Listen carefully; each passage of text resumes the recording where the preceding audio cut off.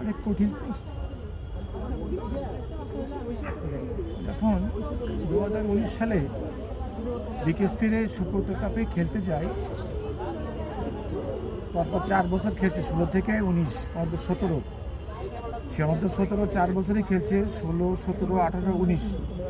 লাস্টে BKSP hat trick champion হয়, সেখানে ও শ্রেষ্ঠ খেলোয়াড় নির্বাচিত হয়। তখন খুব ছোট, 18 সালে ও ন্যাশনাল টিমে ক্যাম্পে আসছে। ওই দিন যেদিন ও শ্রেষ্ঠ খেলোয়াড় হয়,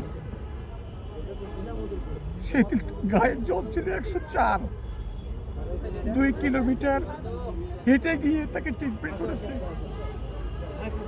যখন বেনাপোলে এসছে, আমরা গাড়ি নিয়ে গেছি বেনাপোলে, মেয়ে দাঁড়াতে পারছে না। আমি বলছি মেয়েটাকে বাসায় নিয়ে যায়। সেদিন কিন্তু বাসায় যেতে দেয়নি। ওই অবস্থায় কিন্তু মেয়েটাকে আবার বিকেএসপি গেছে, গিয়ে রাত্রে বলতেছে যে আপনার মেয়েকে নিয়ে যান। আমরা সেইটার জন্য আজকে এই যে কষ্টটা, সেদিনের সেই চাপা কান্নাটা কিন্তু আজকে আমাদের শ্রম।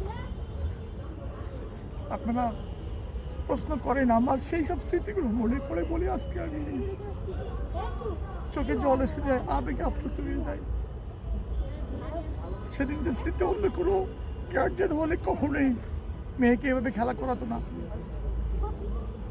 আমরা অনেক প্রতিকূলতার মধ্য দিয়ে সাতক্ষীরা থেকে একটা মেয়ে ন্যাশনাল টিমে প্রতিনিধিত্ব করছে, বিগত দিনে করেছে, এখন করছে, আগামীতে করবে ইনশাল্লাহ। আমার হাত দিয়ে আজকে বিকেএসপির যে মেয়েটি ক্যাপ্টেন্সি করছে, সেটাও আমার বাড়িতে 3টি বছর তাকে রেখে, ছোটোবেলায় যখন বঙ্গমাতা খেলা হচ্ছে স্টেডিয়ামে বল নিয়ে দৌড়াচ্ছে, তখন তাকে ডেকে নিয়ে এসে মাঠে গিয়ে স্টেডিয়ামের মধ্যে গিয়ে আমি তাকে বলছি, তুমি খেলা শিখবা? জি স্যার শিখবো। তুমি থাকবে আমার বাসায়? থাকবো। ওরা জানেন যে মুন্ডা সম্প্রদায়ের, খ্রিস্টান সম্প্রদায়, তাদেরকে লালন পালন করে। গির্জার ফাদারকে মাঠে নিয়ে এসে তাকে রিকোয়েস্ট করে ওই মেয়েকে খেলা শিখিয়ে সেও আজকে আর্মি পড়ছে। আন্ডার 15 কয়েকদিন আগে ট্রায়াল হয়ে গেল, সেখানেও আমার হাতের মেয়ে, সেটাও বাসায় রেখে আমি খেলা শিখিয়েছি।